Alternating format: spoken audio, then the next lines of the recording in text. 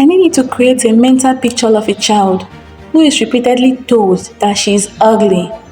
At first, she may disagree, but after hearing it from her parents, her classmates, society, again and again and again, something begins to change. One day she looks into the mirror and begins to believe it. No one has to insult her anymore.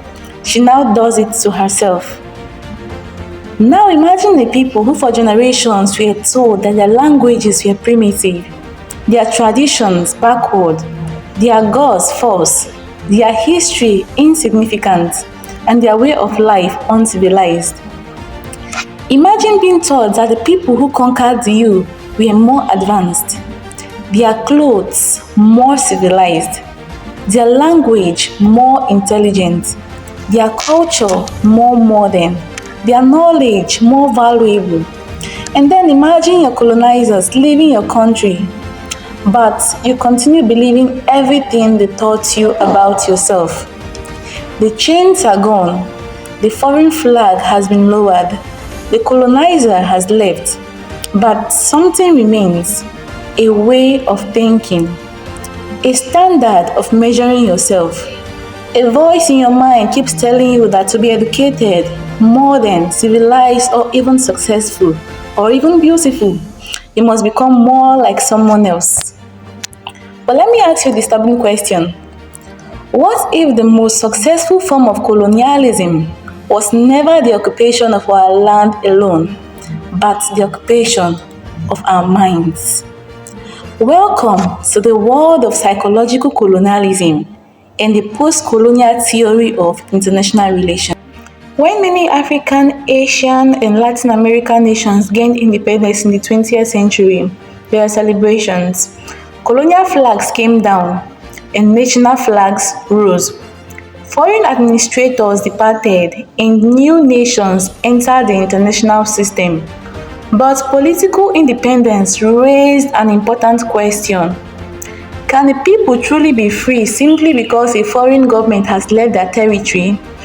Post-colonial theory says not necessarily.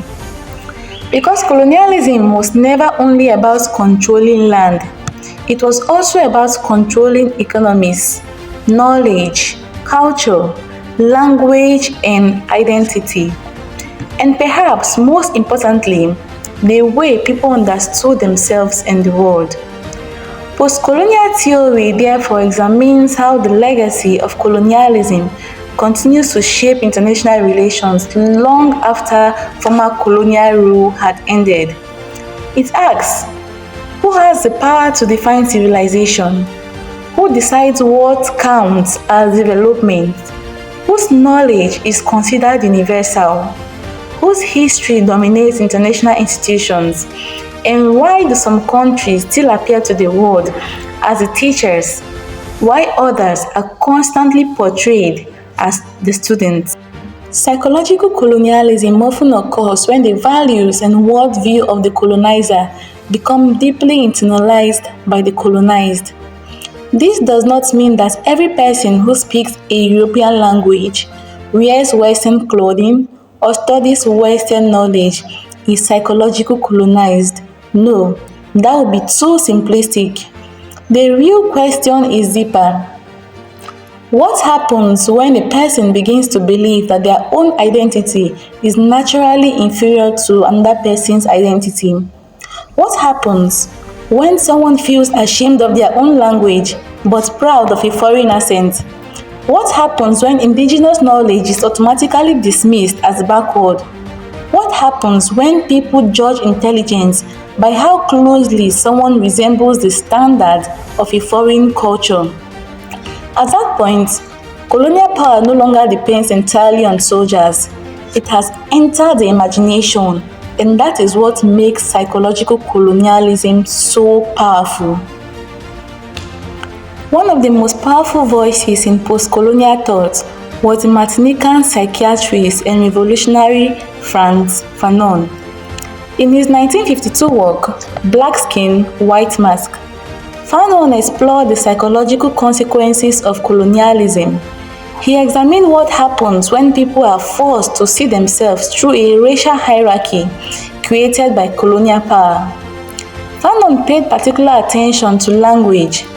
He famously connected language to social existence, arguing that to speak is not simply to communicate, but to enter a social and cultural world. Under colonialism, this created a profound psychological problem. The colonized person could come to believe that mastering the language and values of the colonizer made them more civilized, more intelligent, or even more human. Fanon observed that colonialism could create what he described as a kind of internal division within the colonized person.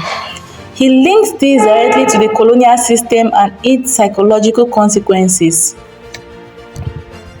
In his work, White Marks, Black Skin, Fanon wrote of people who had been systematically instilled with fear and inferiority complex. This is the frightening nature of psychological colonialism. The colonizer may not need to stand in front of you every day to tell you that you are inferior. Eventually, you may begin to believe it yourself. And when that happens, colonialism has achieved something extraordinary. The colonized person begins participating in their own psychological domination. The Kenyan writer Ngugi wa Thiong'o developed this conversation even further. In his work, Decolonizing the Mind, Ngugi argued that imperialism did not merely affect Africa's economy and politics. It also affected culture and the ability of Africans to control their own historical and creative development. His argument was clear. Colonial domination could survive the control of culture, and language was central to that struggle. Now think about it. A language does not simply give names to objects. It carries memory, humor, history, values, stories, a way of understanding reality.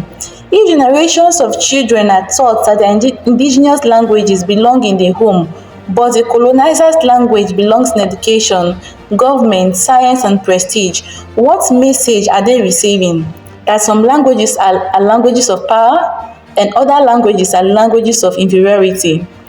Ngugi called for a process of decolonizing the mind, not because people should reject every foreign language or every foreign idea, but because a genuinely free people must be able to think, create, and understand themselves without automatically placing another civilization at the center of their identity. This is where post-colonial theory becomes revolutionary. Traditional theories of international relations often focus on military power, national interest, economic competition, diplomacy, war, and the behavior of states. Post-colonial theory asks us to look deeper. It asks, who created the international system we are studying? For centuries, European powers colonized large parts of Africa, Asia, and Latin America. These powers did not simply conquer territory. They also produced knowledge about the people they ruled. They described some societies as civilized, while they described others as backward. Some nations as developed, others as undeveloped. Post-colonial theories argue that these categories cannot always be treated as innocent descriptions. They can also reflect historical relationships of power. So, international relations is not only about who has the strongest military, it is also about who has the power to define reality, who gets to tell the story, who appears as the center of world history, and who is placed at the margin. Today, no European empire rules Africa in the same formal manner it did a century ago. But post-colonial scholars argue that colonial legacies remain visible in global inequalities, educational systems, economic relationships, cultural hierarchies, and systems of knowledge. This is why post-colonial theory refuses to treat independence as a final chapter. For political independence is not the same as complete decolonization. A country may control its territory while foreign standards continue to define its development. It may have its own government while its economy remains shaped by historical patterns of dependency. It may celebrate its national identity, while its people have been taught to distrust their own knowledge and history. The empire may no longer need to command, "Think like us," but generations of colonial influence may have already created a world in which the colonized asks, "What would they think?" Perhaps the greatest question raised by post-colonial theory is not, "Are we politically independent?" The deeper question is, are we free in the way we see ourselves? Psychological colonialism reminds us that domination does not always come with chains. Sometimes it comes with education, sometimes with language, sometimes with the standards we use to define beauty. The colonizer may leave the land, but the legacy remains if people continue to see themselves through the eyes of the colonizers. Frantz Fanon explored the psychological wounds produced by colonial racial hierarchies. Ngugi wa Thiong'o challenged the continuing control of culture and called for the decolonization of the mind. And that is a message at the heart of post-colonial theory in international relations. Political freedom is not the end of liberation, because a nation can reclaim its territory and still be fighting to reclaim its history, its culture, its knowledge, and its identity, as well as its mind.